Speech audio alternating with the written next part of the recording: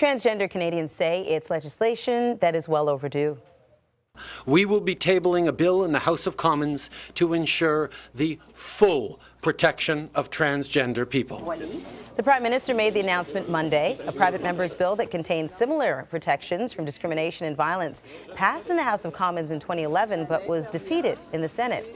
Joining us now is trans activist Nicki Ward. Hi, it's so good to see you. Thanks. What are you hoping is contained in this?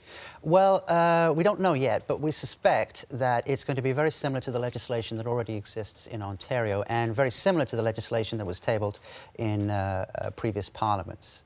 A gender identity bill that will provide protection against discrimination on the basis of gender identity and expression. And so what will this mean then to the trans community in this country? How will life change? Well, first it has to pass, and we feel very hopeful about this legislation passing, but it's, there's many a slip twixt cup and lip. The hope is that the federal government will come through on its promise, so far so good, of providing protection against discrimination. So there's things like housing, employment, access to social services, education, basic human rights. And tell us how those human rights aren't being met right now. You're part of the community. Yes. What's it like on a daily basis?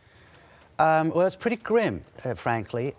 We have some protection in Ontario, but there are only, I think, 7 provinces that have formal gender identity protection. And it's a question of enforcement. And of course, without federal protection overriding that, there are a lot of holes to slip through. And the net result of that is that we, as trans people, don't get to contribute fully.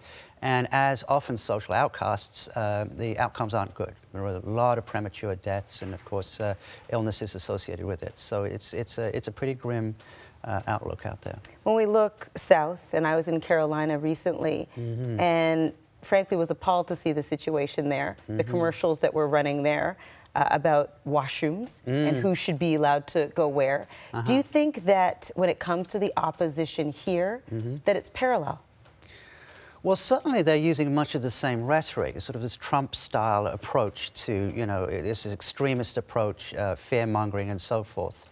So yes, in terms of the rhetoric they're using, there is pretty stiff resistance, yeah. Is it ignorance? Is it fear?